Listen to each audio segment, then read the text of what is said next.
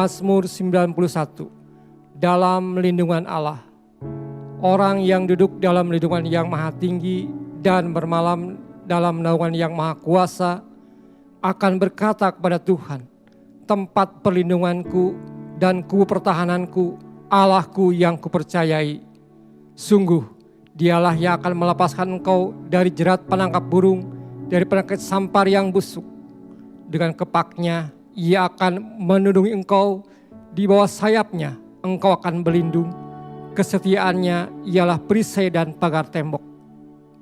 Engkau tidak usah takut terhadap kesan malam, terhadap panah yang terbang di waktu siang, terhadap penyakit sampar yang berjalan dalam gelap, terhadap penyakit menular yang mengamuk di waktu petang.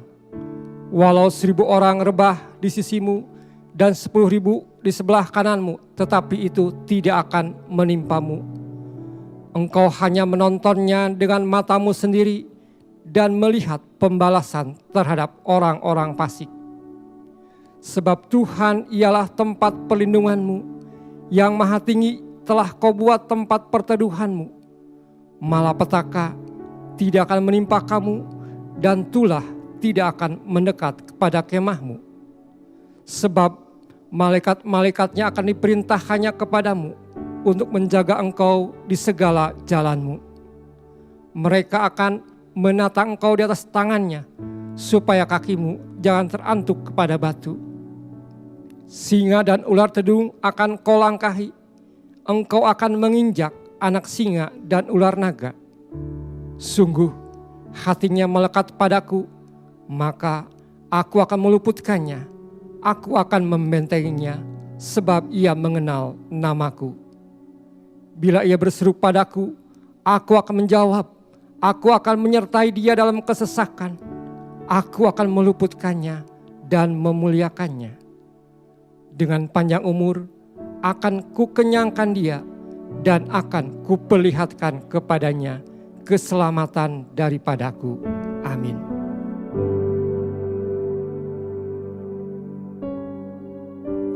Shalom saudara, dalam Voice of Pentecost kali ini kita akan membahas tentang kualitas bukan popularitas. Bagaimana kita dapat selalu mengambil keputusan yang berintegritas dan berani menghidupinya. Pada keadaan saat ini, dengan adanya pembatasan sosial dan segala sesuatu yang dibuat serba online, integritas kita menjadi sangat diuji. Misalnya, ketika meeting online sengaja mematikan video seolah mengalami gangguan teknis, padahal untuk mengerjakan hal yang lain. Integritas tidak hanya bicara soal keselarasan antara ucapan dan perbuatan, tetapi adalah keputusan yang kita buat secara totalitas dan konsisten. Maksudnya, terus-menerus melakukan segala sesuatu berdasarkan prinsip kebenaran. Sekalipun keputusan tersebut berbeda dengan konsep yang dianggap lazim oleh dunia.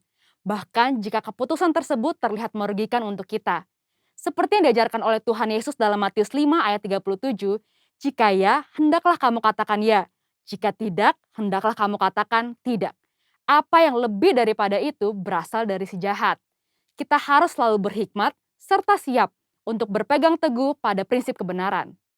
Saudara mungkin pernah menghadapi situasi yang memaksa saudara melakukan sesuatu yang tidak benar, baik di pekerjaan, bahkan di pelayanan atau hubungan sosial, entah karena diminta atasan atau orang yang kita kasihi. Tapi justru pada situasi seperti inilah kita dapat menerapkan ajaran Kristus untuk memiliki keberanian dan hikmat untuk berkata tidak, sekalipun dengan berbagai resiko yang harus kita hadapi. Jika kita berkompromi satu kali saja, kita akan diminta berkompromi lagi di lain kesempatan. Lambat laun, kita akan menjadi terbiasa dan pada akhirnya tidak merasa lagi bahwa perbuatan tersebut salah. Setiap hari, kita dihadapkan oleh pilihan demi pilihan, tidak terkecuali tantangan dan godaan yang menguji ketaatan kita kepada Tuhan. Apa yang harus kita lakukan ketika tantangan atau godaan itu datang? Yang pertama, tidak larut dengan dunia. Di zaman postmodern ini, toleransi dibuat mengarah kepada kompromi yang berbeda dengan kebenaran Alkitab.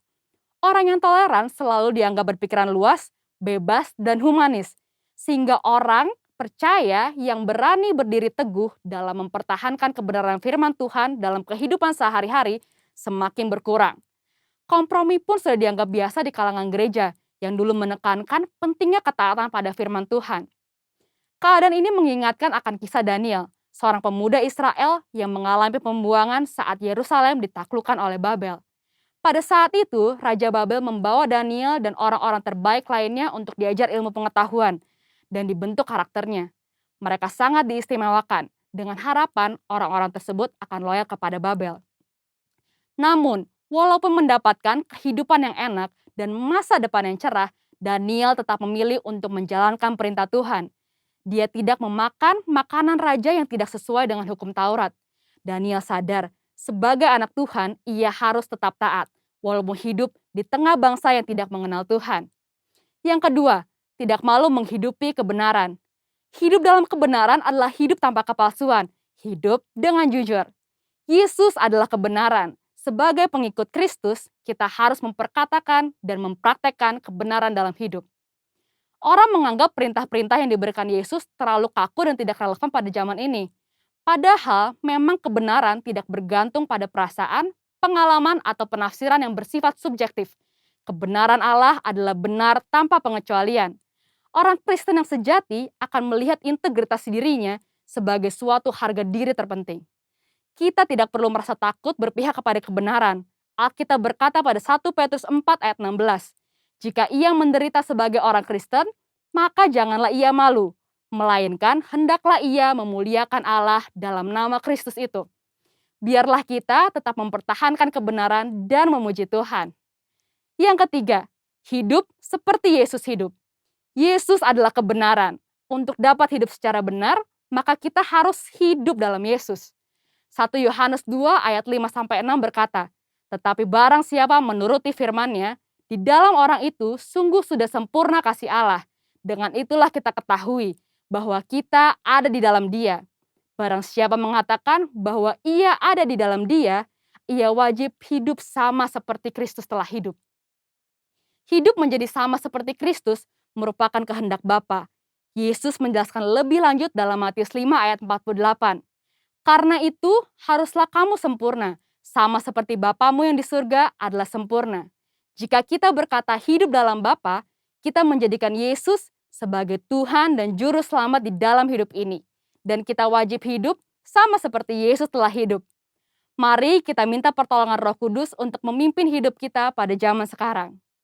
Kita harus menyadari bahwa kita adalah anak Tuhan, maka kita harus hidup sesuai dengan firman Tuhan.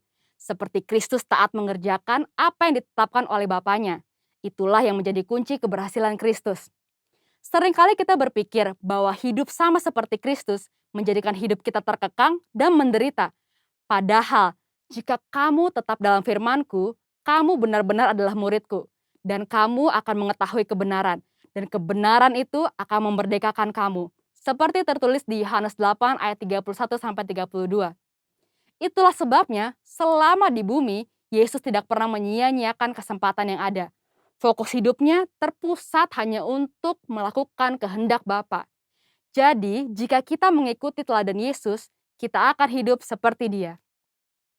Ketika dunia menawarkan kita untuk jadi serupa sepertinya, kita harus berani mengambil keputusan yang berintegritas, yaitu dengan berkata tidak. Tidak larut dalam dunia, tidak malu menghidupi kebenaran, dan yang terutama, hidup seperti Yesus telah hidup. Mari kita menjadi orang percaya yang berintegritas penuh di tengah dunia pada zaman ini.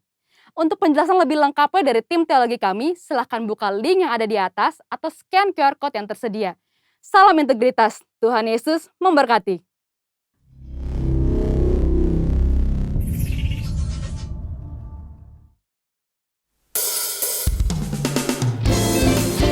Shalom saudara, selamat hari Minggu. Saya percaya meskipun kita masih beribadah dari rumah, itu tidak mengurangi sukacita kita. Amin saudara. Tuhanlah tempat perlindungan yang teguh bagi setiap kita. Amin. Mari bersama. Di badai topan dunia, Tuhanlah perlindunganmu. Kendati goncang semesta, Tuhanlah perlindunganmu. Amin. Haleluya. Baik siang maupun malam gelap, Tuhanlah perlindunganmu. Niscaya. Amin. Tuhanlah perlindunganmu. Ya Yesus gunung batu di dunia, di dunia,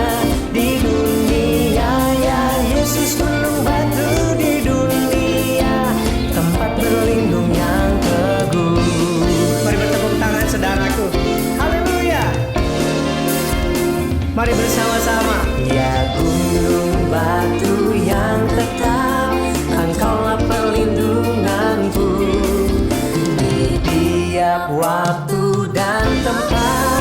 Engkaulah perlindunganmu. Bersama-sama, ya Yesus gunung batu di dunia, di dunia, di dunia. Ya Yesus gunung batu di dunia, tempat berlindung yang teguh. Ya Yesus, ya Yesus gunung batu di dunia, di dunia, di dunia. Ya Yesus gunung batu di dunia, tempat berlindung yang teguh. Percaya bahwa Allah kita, Allah yang melindungi setiap kita. Ketika Tuhan Yesus bersama-sama dengan kita, tidak ada yang bisa melawan kita, saudara. Kita lebih dari pemenang, amin. Mari nyatakan, saudara. Ya Yesus gunung batu di dunia, di dunia, di dunia. Ya Yesus gunung batu di dunia, tempat berlindung yang teguh. Mari angkat tangan kita, saudara.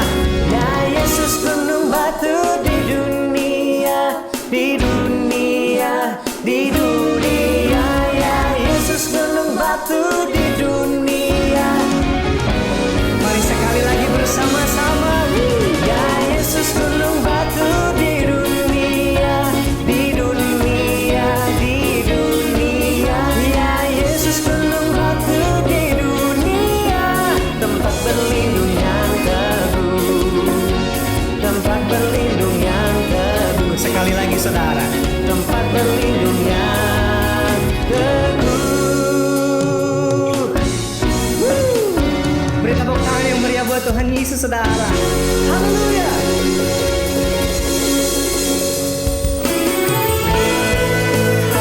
Terima kasih Tuhan. Kami bersyukur buat anugerah yang selalu ada bersama-sama dengan kami. Kami percaya apapun yang kami hadapi hari-hari ini, yang kami tahu rancangan Tuhan yang terbaik buat hidup kami. Thank you Jesus. Mari bersama-sama nyatakan lagu ini, saudara. Aku tahu kan hari esok, namun langkahku tegak. Bukan surya ku harapkan, karena surya kan lenyap. Oh tiada ku gelisah akan masa menjelang. Ku berjalan serta Yesus, maka hatiku tenang. Banyak hal tak ku pahami dalam masa menjelang, tapi terang bagiku ini tangan Tuhan yang pegang. Kami bersyukur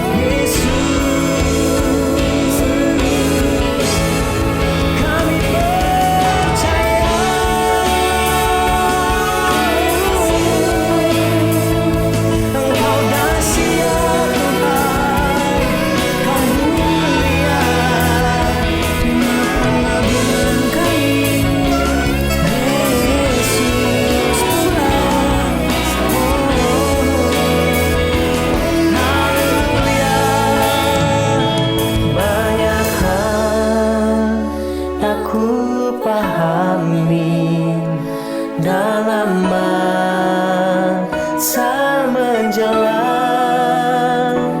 tapi terang bagiku ini. Amin. Mari saudara sendiri nyatakan. Banyak. Amin Tuhan Yesus. Kami tidak pernah tahu hari depan. Yang kami tahu, kami cuma percaya dan berharap sama Tuhan.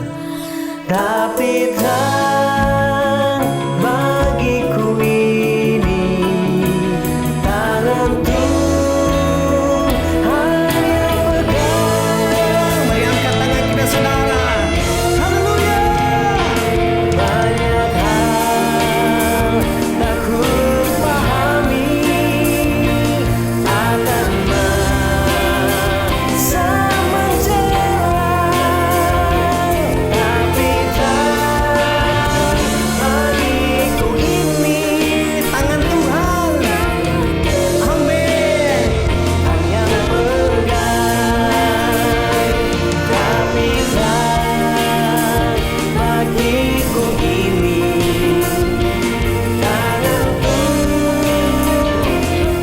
Sekali lagi saudara, tapi terang bagiku ini tangan Tuhan yang pegang.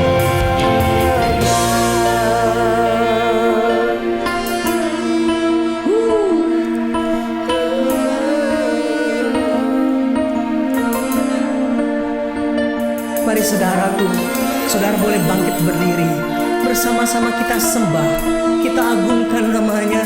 Oralabakaralabaya syaralabakaralabaralabaralaba. Thank you Jesus.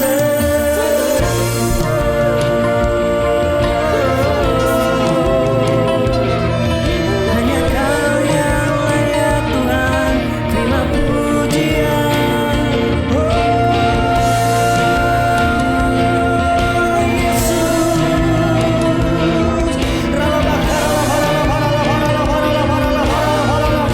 Mari saudara terus berbahasa bersama-sama saudara. Karena ada kesembuhan di rumah-rumah, karena ada pemulihan di rumah-rumah saudaraku. Melalui pujian penyembahan saudara. Thank you Jesus. Ini waktu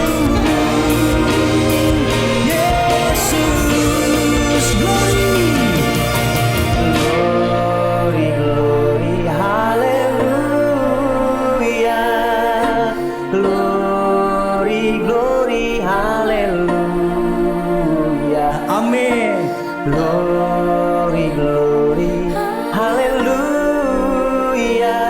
Hallelujah, pujimu. Mari saudara sendiri katakan. Amin. Haleluya.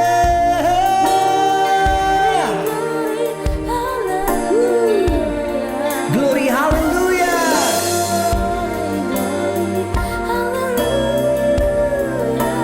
Haleluya, pujimu. Oh, glory, glory, glory.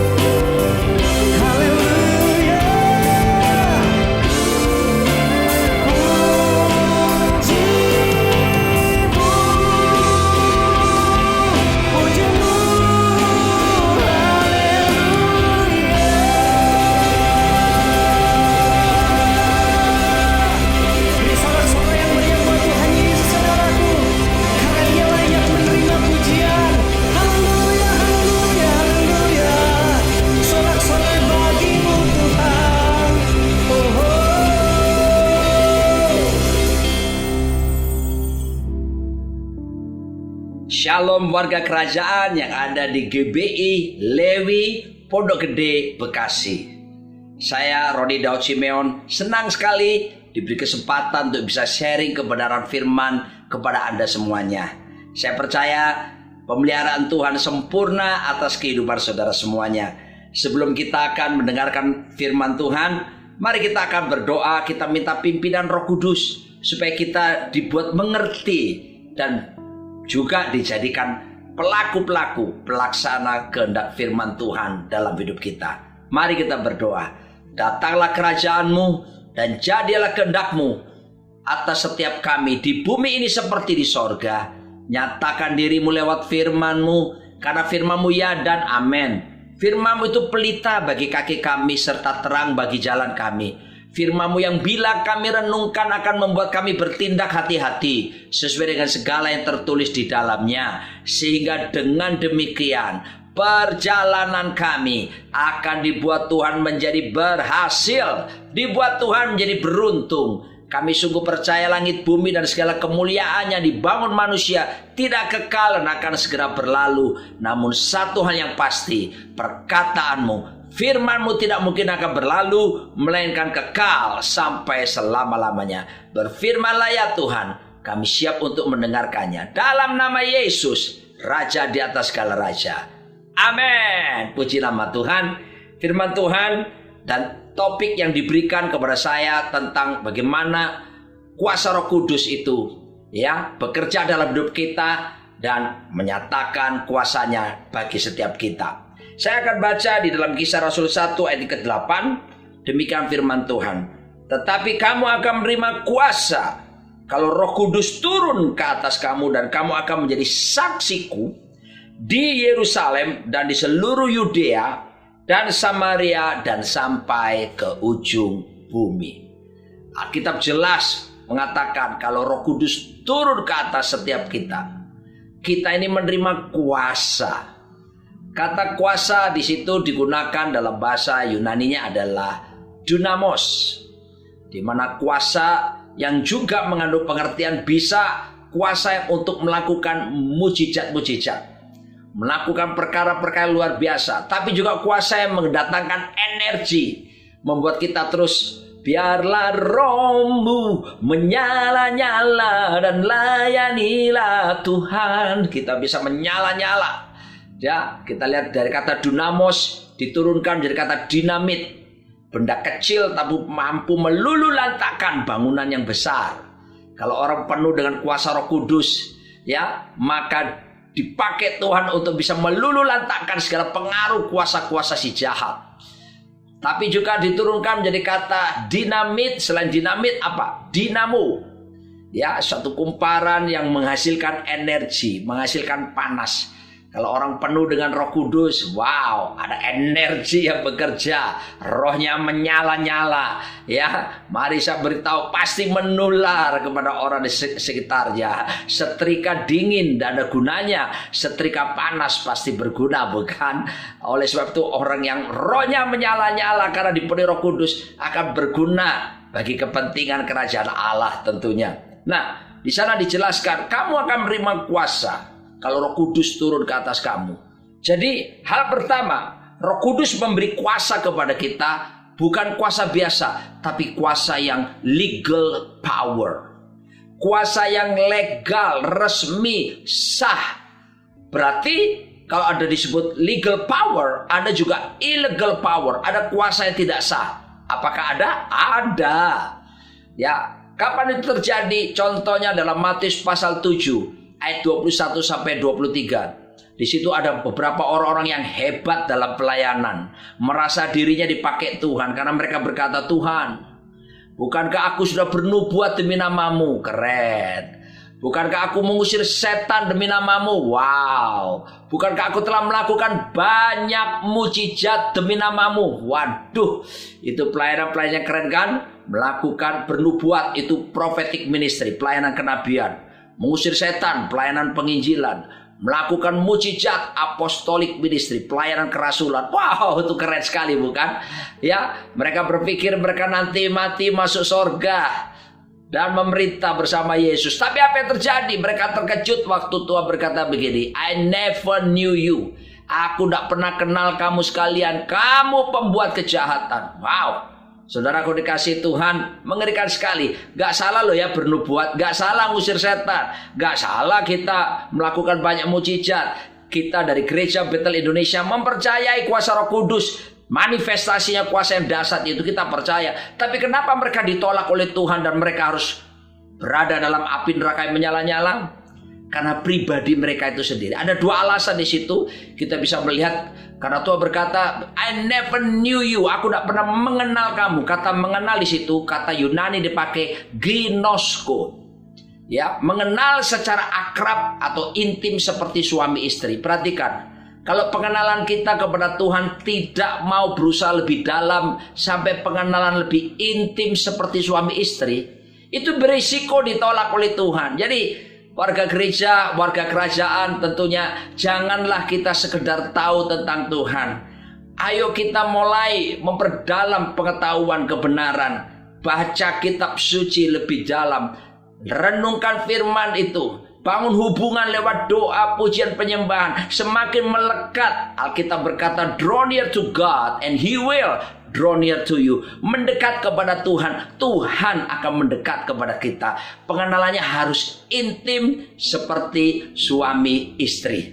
Lalu kemudian saudaraku, alasannya kedua. Kalau pertama tadi mereka ditolak oleh Tuhan walaupun hidupnya penuh kuasa, berkarisma luar biasa, karena mereka tidak ada hubungan intim dengan Tuhan. Tapi yang kedua ini yang parah sekali. Tuhan berkata, hanyalah kamu sekalian pembuat kejahatan. Kata pembuat kejahatan, kata Yunani pakai anomia. Apa artinya? Lawlessness, ketiadaan hukum. Orangnya melayani, tapi dia tidak memperhatikan firman Tuhan, tak tunduk taat kepada hukum firman Tuhan. Tapi juga arti berikutnya, yaitu tidak tunduk dan tidak taat kepada otoritas. Bahaya sekali. Hati-hati, sekarang ada istilah namanya social fortune, di mana hamba-hamba Tuhan banyak melakukan mukjizat, tapi saudaraku tidak jelas markasnya di mana. Ya, nggak jelas bapak rohaninya siapa, bergerak sendirian. Kenapa? Karena tidak pernah belajar tunduk dan taat kepada otoritas, berdiri sendiri. Oh, hati-hati saudaraku, spirit independensi ini bahaya sekali. Makanya kita perlu belajar ya untuk mengalami pembentukan lewat otoritas yang Tuhan percayakan.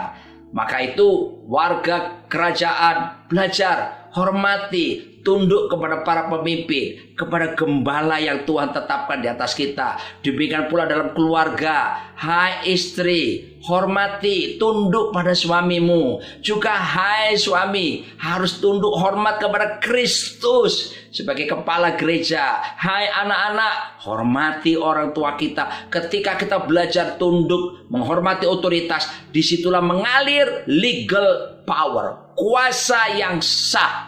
Semakin kita tunduk pada otoritas, semakin kuasa mengalir hebat.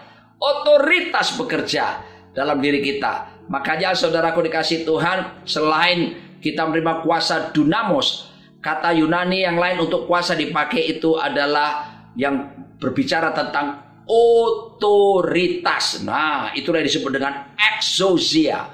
Ya, otoritas itu apa? Otoritas adalah kuasa yang diberikan untuk membuat hak di mana kita bisa melepaskan kuasa secara resmi. Nah, ini yang Tuhan inginkan ya. Jadi jangan mudah terpesona dengan orang yang hebat, melakukan mukjizat, karunia-karunia. Lihat aja kehidupannya. Kalau dia belajar tunduk pada otoritas, jelas bapak rohaninya siapa, punya kerendahan hati, dan jelas pekerjaan Roh Kudus dalam dirinya, itu legal power. Tapi kalau dia tidak pernah belajar tunduk pada otoritas, ya sifat pemberontakannya kelihatan, buah-buah pelayanannya ya tidak nampak dengan baik. Wow, jangan percaya orang-orang yang seperti itu sekalipun hebat secara karunianya. Ya, jadi Roh Kudus diberikan kita, kuasa yang mengalir dalam diri kita adalah kuasa yang legal power, karena kita belajar tunduk kepada otoritas kita. Lalu yang kedua, dalam Yohanes 16 ayat 8 sampai 11, dikatakan firman Tuhan, dan kalau ia datang, yaitu Roh Kudus tentunya, ia akan menginsafkan dunia akan dosa, kebenaran, dan penghakiman. Akan dosa karena mereka tetap tidak percaya kepadaku, akan kebenaran karena aku pergi kepada Bapa dan kamu tidak melihat aku lagi, akan penghakiman karena penguasa dunia ini telah dihukum. Perhatikan, kalau Roh Kudus memenuhi kita, maka itu akan membuat kita menyadari akan adanya, saya titik tekankan ini, penghakiman yang akan datang. Ya, Alkitab jelas mengatakan bahwa dalam 2 Korintus 5 ayat 10, sebab semua kita tanpa terkecuali, termasuk saya sebagai hamba Tuhan, suatu hari nanti kita akan menghadapi yang disebut kursi atau takhta pengadilan Kristus, di mana semua kita harus mempertanggungjawabkan semua apa yang pernah kita berbuat, termasuk mempertanggungjawabkan kepada investor agung yaitu Tuhan Yesus, semua bakat, karunia, talenta, potensi kita. Investor itu gak mau rugi, saudaraku. Dia mau, kalau invest pasti ada keuntungan. Nah, Tuhan itu investor agung, dia kasih karunia, bakat, talenta, potensi. Dia mau itu dilipat kali gandanya, dilipat kali gandakan. Ya, don't die fully, die empty. Jangan pernah mau mati penuh, matilah kosong. Artinya semua talenta, bakat, karunia, potensi telah dikeluarkan, diwujud nyatakan. Tahukah saudara, tempat penyimpanan harta karun terbesar di dunia ini ternyata bukanlah tambang-tambang emas, bukan tambang-tambang batu bara, bukan tambang-tambang nikel atau tambang minyak. Tempat penyimpanan harta karun terbesar di dunia ternyata apa itu? Kuburan-kuburan. Kenapa saya sebut kuburan? Ya, karena ada banyak orang meninggal sebelum semua karunia, talenta, bakat, potensinya diwujud nyatakan. Ada banyak lagu-lagu hebat belum sempat diterbitkan, masih tinggal di kuburan. Ada banyak karya-karya tulisan yang bagus yang seharusnya terbit, tapi ada di dalam kuburan karena orangnya belum mewujud nyatakannya. Ada banyak lukisan-lukisan yang mahal-mahal seharusnya, tetapi nggak jadi karena orangnya keburu mati, tidak dikeluarkan semuanya. Sebab itu, kalau Anda dipenuhi Roh Kudus, Anda akan mendorong Anda untuk bisa memaksimalkan semua bakat, talenta, potensi. Bahkan di masa pandemi corona seperti ini sekalipun, itu akan membuat kita terus meningkatkan ya semua potensi kita. Oleh sebab itu, saya mengajak warga kerajaan, jangan kita duduk berpangku tangan. Ayo, maksimalkan diri saudara. Di Alkitab dijelaskan, yang satu talenta tetap satu itu Tuhan marah, bukan? Bahkan diambil, diserahkan kepada yang memiliki. Dari yang 2 jadi 4, yang 5 jadi berapa? Yang 5 jadi 11. Bukan cuma 10, 11. Karena yang satu tadi diserahkan kepada yang telah berlipat kali ganda, dari 5 jadi 10 plus 1 jadi 11. Oh saudaraku, kepada yang mempunyai akan diberi, yang gak punya justru diambil daripadanya. Roh Kudus membuat kita maksimal, berbuah lebat, tinggal tetap. Tetapi juga Roh Kudus menyadarkan kita bahwa akan ada penghakiman yang akan datang. Hari-hari ini kita senang sekali kalau kita dengar khotbah-khotbah tentang Allah itu kasih, Allah Maha Pengampun, Allah penuh anugerah. Itu betul, betul. Tetapi jangan lupa, di sisi lain Alkitab menjelaskan bahwa Allah itu hakim yang adil. Ibrani 12 ayat 29 menjelaskan bahwa Allah kita itu api yang menghanguskan. Wow, jangan main-main saudaraku. Ya, anak-anak muda saya pesan, ada banyak pengajaran yang mengajarkan bahwa ya kalau berdosa ya minta ampun, nanti dosa lagi ya minta ampun lagi, ya nanti nonton film pornografi ya nanti bisa minta ampun, ya nanti berbuat dosa lalu pulang korupsi atau apa nanti minta ampun, kan Tuhan penuh anugerah. Hei, hati-hati, Anda harus ingat Allah itu api yang menghanguskan. Tuhan itu tidak bisa dipermainkan. Sebab itu Roh Kudus akan mengingatkan bahwa akan ada penghakiman. Justru ini akan membuat kita hidup apa? takut akan Tuhan, membuat kita berjalan dalam kemurnian kekudusan, menjaga ya dari segala pencemaran jasmani dan rohani. Justru ini akan menyempurnakan kekudusan dan kita hidup dari hari ke hari oleh anugerah Tuhan tentunya kita hidup menyenangkan Tuhan.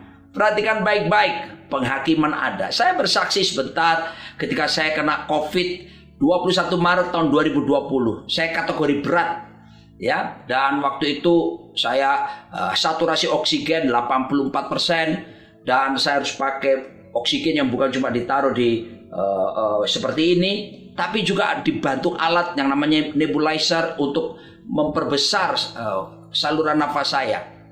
Dan keadaan yang sangat tidak mengenakan.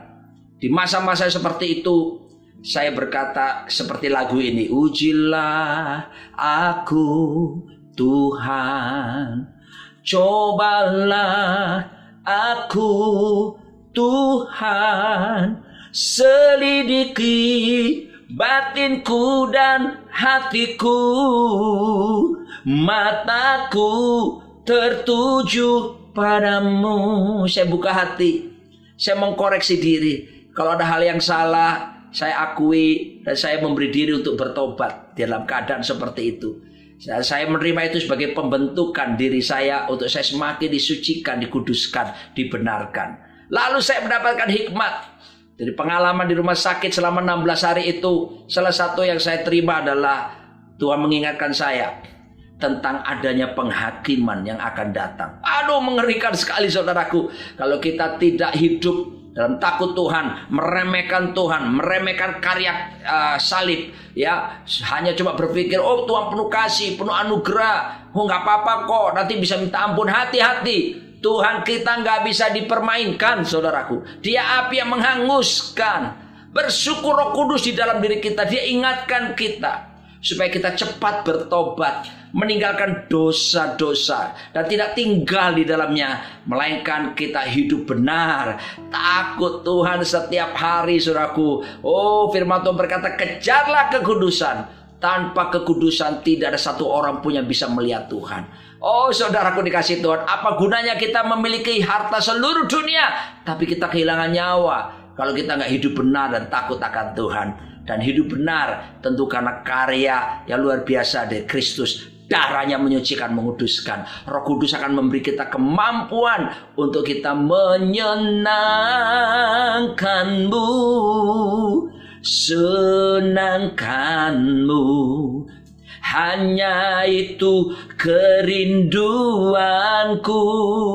Menyenangkan Tuhan menjadi kerinduan setiap kita. Amin, saudaraku. Ingat ya, Tuhan memang penuh kasih, penuh anugerah, tapi di sisi lain Dia adalah hakim yang adil, api yang menghanguskan, yang tidak pernah bisa dipermainkan. Oleh sebab itu, mari ketika Roh Kudus memenuhi diri kita, ingat bahwa akan ada penghakiman yang akan datang. Kita harus memaksimalkan semua bakat, karunia, talenta, potensi. Jangan jadi orang Kristen yang malas. Ayo, bangun semuanya. Dan di masa pandemi seperti ini pun, ayo tetap bersaksi lewat sosial media, tetap berbuat baik, tolong orang yang susah, ya, dan hasilkan buah. Apa itu saja? Buah karya yang terbaik.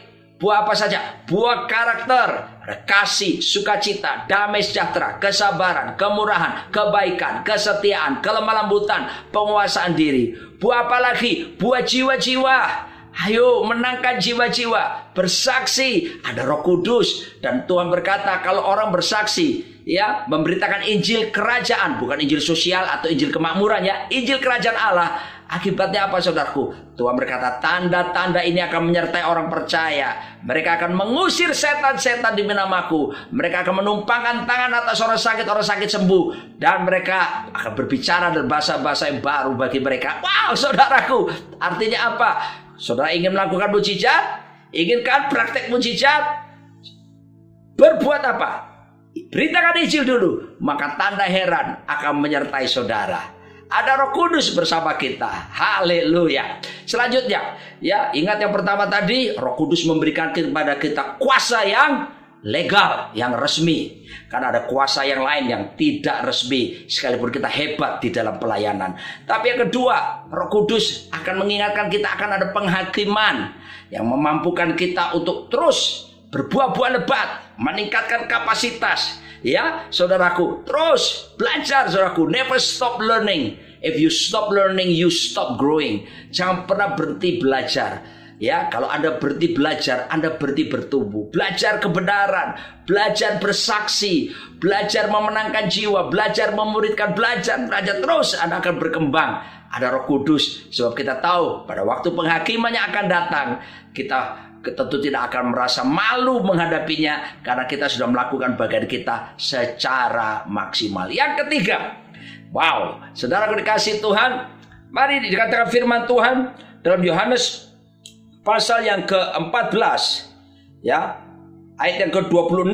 Di sana dikatakan, tetapi penghibur, yaitu Roh Kudus, yang akan diutus oleh Bapa di dalam namaku, Dialah yang akan mengajarkan segala sesuatu kepadamu dan akan, perhatikan, bukan cuma mengajarkan, tapi mengingatkan kamu akan semua yang telah kukatakan kepadamu. Wow, ini menarik sekali. Roh Kudus mengajarkan segala sesuatu yang telah Tuhan ajarkan, tapi Dia juga mengingatkan semua perkataan, yaitu firman yang Yesus pernah ajarkan. Nah, mari kita teliti baik-baik. Kira-kira pengajaran apa ya? Perkataan apa yang sering diulang-ulang oleh Tuhan Yesus dalam keempat Injil? Beberapa orang berkata, gereja. Oh tidak, gereja cuma disebutkan 2 kali oleh Tuhan Yesus. Apalagi ya? Oh, masalah berkat. Oh enggak. Yang terbanyak yang diajarkan oleh Tuhan Yesus Kristus justru topik tentang apa? Kerajaan Allah atau kerajaan sorga. Berkali-kali Yesus ngomong tentang the kingdom of God, kerajaan Allah, kerajaan sorga, kerajaan Allah. Lebih dari 75 kali dia ucapkan itu. Kenapa? Karena memang itulah inti utama kenapa Yesus Kristus datang ke dalam dunia. Saya harus jelaskan kepada warga kerajaan GBI Lewi, Pondok Gede Bekasi. Yesus datang ke dalam dunia bukan untuk membuat agama baru. Yesus datang ke dalam dunia untuk menegakkan kerajaan Allah supaya nyata di muka bumi ini. Beda sekali antara agama dengan kerajaan. Saya tunjukkan 2 saja ya, sebetulnya banyak. Yang pertama, kalau agama, dan semua agama mengajarkan yang sama. Yang pertama, agama itu sebetulnya dalam bahasa aslinya itu religare, back to the bondage, kembali kepada ikatan yang lama, saudaraku ya. Apa bedanya agama dan kerajaan? Agama adalah usaha manusia untuk mencari Tuhan. Baik ya? Oh baik juga dong, tentu baik. Usaha manusia untuk mencari Tuhan, itu agama. Tapi kalau kerajaan Allah itu berbeda. Kerajaan berbicara, Tuhan datang untuk mencari manusia. Kalau agama, usaha manusia mencari Tuhan. Ya kalau ketemu. Kalau Tuhan bersembunyi gimana? Tapi kalau kerajaan berbeda, Tuhan yang datang mencari manusia. Yohanes 15 berkata, bukan kamu yang memilih aku, tapi aku Tuhan yang memilih kamu. Haleluya. Kita dipilih dari segala bangsa.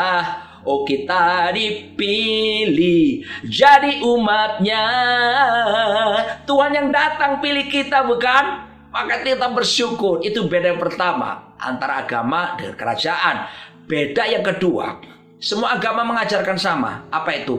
Manusia dibekali, dipersiapkan supaya kalau mati nanti siap masuk surga katanya. Ada yang bilang bukan cuma surga, syurga. Wah, karena di sana disediakan bidadari katanya. Pertanyaannya, kalau yang mati yang perempuan apa? Dapat bidadara berarti di sana. Saudaraku, agama mengajarkan begitu, termasuk agama Kristen bukan? Mengajarkan bahwa kita dibekali, diperlengkapi selama masih hidup supaya apa? Nanti meninggal dunia siap, mati masuk surga. Tapi kerajaan Allah berbeda. Kerajaan Allah mengajarkan begini. Kerajaan Allah mengajarkan manusia dibekali. Ya, selama dia hidup manusia diperlengkapi. Supaya apa? Supaya menghadirkan atmosfer kerajaan sorga nyata di muka bumi ini. Itu bedanya. Haleluya. Bicara kerajaan sorga tidak mesti menunggu nanti waktu kita ketemu Tuhan. Yesus berkata kalau kuasa kegelapan, iblis diusir di tengah-tengah kita, kerajaan Allah sudah ada di tengah-tengah kita. Kata kerajaan dalam bahasa Yunani Basileia, ya, berasal dari kata kingdom, king and domain. King raja, domain itu wilayah teritorialnya. Jadi sebetulnya apa sih kerajaan Allah? Sebetulnya secara definisi praktis ya, kerajaan Allah adalah pengaruh pemerintahan Kristus di dalam kita, di antara kita, dan bersama kita. Saya ulangi sekali lagi. Apa itu kerajaan Allah? Kerajaan Allah adalah pengaruh pemerintahan Kristus di dalam kita, di antara kita, dan bersama kita. Haleluya. There is no space for sin anymore. Tidak ada ruang buat dosa lagi. Ya, kalau Yesus memerintah jadi raja, maka pemerintahnya harus nyata dalam hidup kita, di dalam kita, di antara kita, bersama kita. Banyak orang kalau sekedar beragama, termasuk agama Kristen, dia kelihatan suci kalau ibadah, kalau ke gereja. Wah, ngomongnya jadi beda. Ngomong haleluya aja, haleluya. Ngomong syukur aja, syukur. Jadi dibuat-buat, saudaraku dikasih Tuhan. Ya, tapi di luar saudaraku, di gereja haleluya, di luar saudaraku halelupa, bahkan halilintar saudaraku. Hidupnya nggak sesuai. Aduh, berbuat dosa, kompromi dengan dosa. Tapi kalau hidup dalam kerajaan Allah, artinya saya mengaku Yesus sebagai raja. Pengaruhnya nyata di dalam saya, di antara kita, dan bersama. Jadi dia jadi raja, jadi Tuhan, bukan cuma waktu kebaktian di gedung, tapi di luar gedung. Dia jadi raja di mana? Di kantor kita waktu kita tugas bekerja, di keluarga-keluarga kita. Sehingga suami takut akan Tuhan. Ekspresinya apa? Mencintai istrinya. Tolong suami ingat ya, kebutuhan utama istrimu adalah dicintai, dikasihi. Dan tolong ingat para ibu-ibu istri, kebutuhan utama suamimu adalah dihormati, dihargai. Kalau kerajaan Allah nyata, maka prinsip ini, kebutuhan utama masing-masing akan tergenapi. Maka terjadilah di energizing cycle. Ya, lingkaran energi.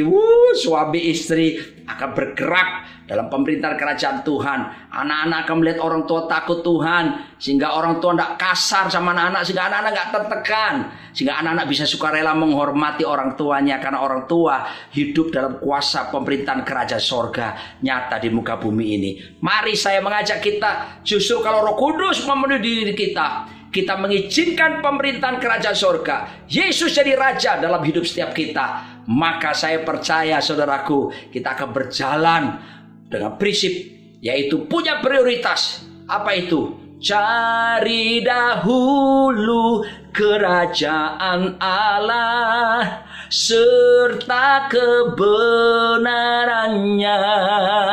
Oh, maka semuanya akan ditambahkan kepadamu. Oh, haleluya. Cari dahulu kerajaan Allah, harus menjadi nomor satu dalam diri kita.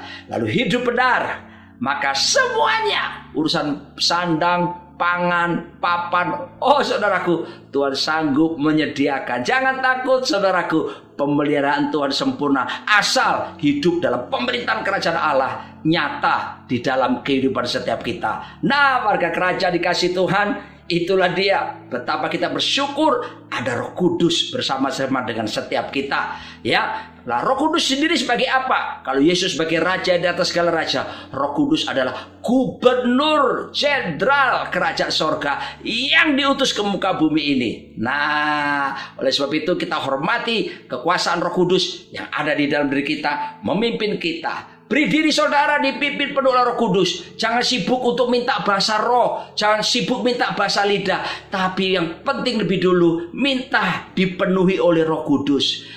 Minta supaya dipimpin hidup kita setiap hari, dipimpin oleh Roh Kudus. Dengan demikian saudaraku, pertama, kita akan bergerak dengan kuasa yang legal, kuasa yang resmi, melakukan mujizat resmi. melakukan perkara ajaib resmi di mata Tuhan. Yang kedua, menyadari akan ada penghakiman sehingga kita hidup kudus, hidup benar, hidup suci, saudaraku, dan berbuah-buah lebat. Haleluya. Yang ketiga, kita terus mengingat pengajaran Kristus yang utama dan menghidupinya, yaitu apa? Hidup dalam kuasa kerajaan Allah. Yesus jadi raja di seluruh aspek hidup kita. Aspek jasmani, aspek jiwani, aspek rohani, apapun, dia tetap raja atas kehidupan setiap kita. Oh haleluya. Dengan demikian kita akan menjadi pelaksana kehendak Tuhan yang kuat, dan kita akan memanifestasikan kerajaan Allah di dalam diri kita. Kebenaran, damai sejahtera, dan sukacita oleh Roh Kudus kita alirkan kepada banyak orang di luar, sehingga orang lain bisa merasakan berkat kita hidup dalam pemerintahan kerajaan Allah. Amin. Mari kita berdoa bersama-sama. Tuhan, hamba selesai berbicara, tapi Roh Kudus yang di dalam setiap warga kerajaan ini boleh memampukan kami untuk menjadi pelaksana kehendak firman-Mu yang kuat di akhir zaman ini. Aku berdoa ya Tuhan, supaya pemulihan terjadi atas suami istri, anak-anak, keluarga-keluarga, di pelayanan, di pekerjaan apapun. Tuhan berkati supaya semua jemaat-Mu Tuhan mengizinkan pemerintahan kerajaan Allah nyata dalam hidup mereka, dan mereka mengalami pergerakan kuasa Roh Kudus yang dahsyat di akhir zaman ini. Terima kasih, lindungi jemaat-Mu daripada yang jahat, dan biarlah mereka semua tetap teguh di dalam kebenaran firman-Mu dan menang terhadap setiap pencobaan yang terjadi dalam hidup setiap mereka. Aku lepaskan berkat yang terbaik yang datang dari sorga dalam nama Bapa, Putra, dan Roh Kudus. Amin. Puji Tuhan Bapak Ibu Saudara, kita sudah memuji menyembah Tuhan. Bahkan kita sudah diberkati oleh pelayanan firman Tuhan, dan saatnya kita memberkati pekerjaan Tuhan Saudara. Bagi Bapak Ibu Saudara yang ingin memberikan persembahan, Saudara bisa transfer ke nomor rekening yang ada Saudara di layar Saudara. Bahkan Saudara bisa scan QR barcode yang ada di layar Saudara. Mari bersama-sama, saya undang untuk bangkit berdiri, kita nyanyikan lagu ini Saudara. Engkau gembalaku yang baik, Kau menuntun hidupku. Amin. Dan bawaku ke air yang tenang, menyegarkan jiwaku. Sekalipun ku berjalan dalam lembah kekelaman, tak akan gentar ku melangkah, sebab Engkau besertaku. Haleluya. Terima kasih Bapa, Engkaulah gembala yang baik bagi setiap kami Tuhan. Mari saudara sendiri nyatakan. Engkau gembalaku yang baik. Apa saudara?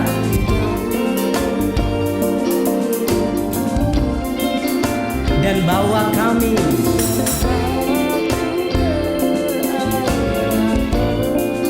amin, menyegarkan jiwaku.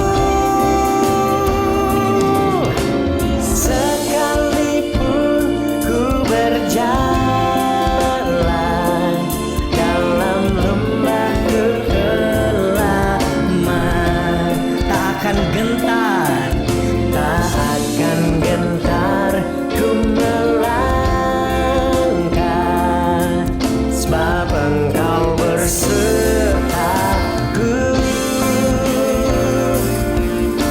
Terima kasih Tuhan Yesus, biar kemuliaan hanya bagi-Mu. Terima kasih.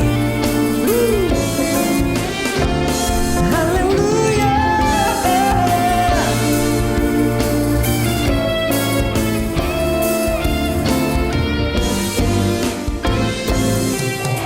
Mari bersama-sama saudara, sekalipun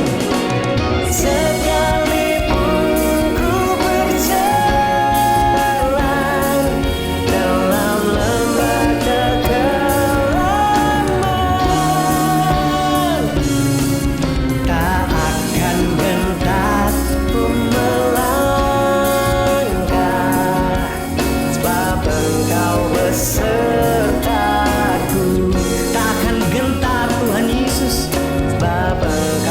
besertaku, sebab Engkau besertaku, sebab Engkau besertaku.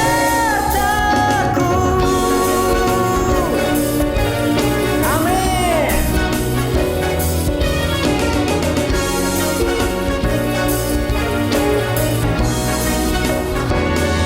Haleluya. Terima kasih Tuhan. Mari tepuk tangan yang mulia buat Tuhan Yesus, saudara. Haleluya. Pentakosta ketiga adalah pencurahan Roh Kudus yang dahsyat di zaman now melebihi yang terjadi di Azusa Street. 2. Pentakosta ketiga akan mengakibatkan penuaian jiwa yang terbesar dan yang terakhir sebelum Tuhan Yesus datang kembali. 3. Pentakosta ketiga akan membangkitkan generasi Yeremia, yaitu anak-anak muda yang dipenuhi Roh Kudus, cinta mati-matian kepada Tuhan Yesus, tidak kompromi terhadap dosa, dan akan bergerak untuk memenangkan jiwa. 4. Pentakosta ketiga lahir di Indonesia dan bergerak ke bangsa-bangsa. Gerakan ini dari timur ke barat dan akan kembali ke Yerusalem. 5. Pentakosta ketiga akan memberikan kuasa untuk menyelesaikan amanat agung dan setelah itu Tuhan Yesus datang kembali. Amin. Saudara, mari kita mengangkat kedua tangan kita untuk menyambut doa berkat. Kiranya berkat perlindungan, anugerah demi anugerah dan damai sejahtera yang melimpah dari Allah Bapa, kasih yang sempurna di dalam Tuhan kita Yesus Kristus, persekutuan yang manis dengan Roh Kudus, pertolongan kuasa dan menghiburannya, memberkati, menyertai kita sekalian dari saat ini, hingga Yesus datang menjemput kita semua di awan yang permai, dan kita akan bersama dengan Tuhan Yesus hingga selamanya. Mari semua yang percaya dan sudah terima berkat Tuhan, sama-sama kita katakan, amin.